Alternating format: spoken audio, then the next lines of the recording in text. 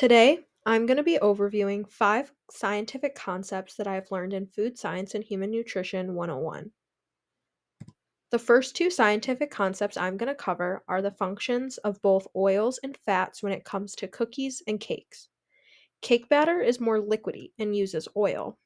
The lipids from these oils, when bonded together with the other ingredients, will create elastic characteristics. This creates the moist, fluffy, light, and airy texture of a cake. On the other hand, cookie dough is more solid and uses fats such as butter. The lipids from the butter, when mixed with other ingredients, will create tightly packed lipids and tightly packed lipid bonding and a solid dough that won't spread out until cooked. Next, I'm going to discuss the moisture content of cookies and how this affects the cookie's shelf life.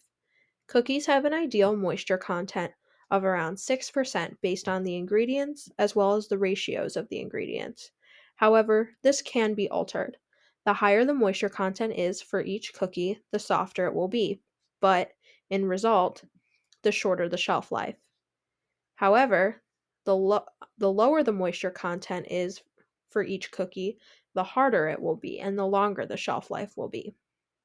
So there are pros and cons to a higher moisture content and lower moisture content based on how you like your cookie.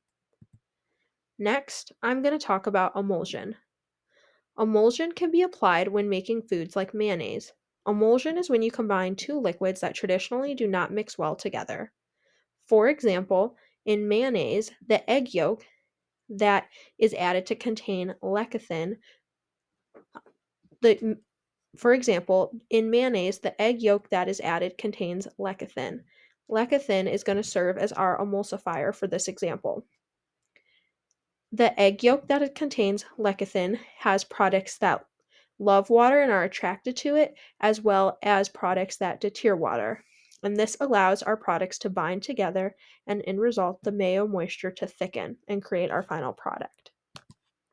Finally, I'm going to talk about wild fermentation and how it can be applied to bread, specifically sourdough bread. Wild fermentation is the use of many different microorganism species found in sourdough starters, as well as in the naturally occur in the environment. This type of fermentation allows for each batch of sourdough bread to have a unique flavor and texture.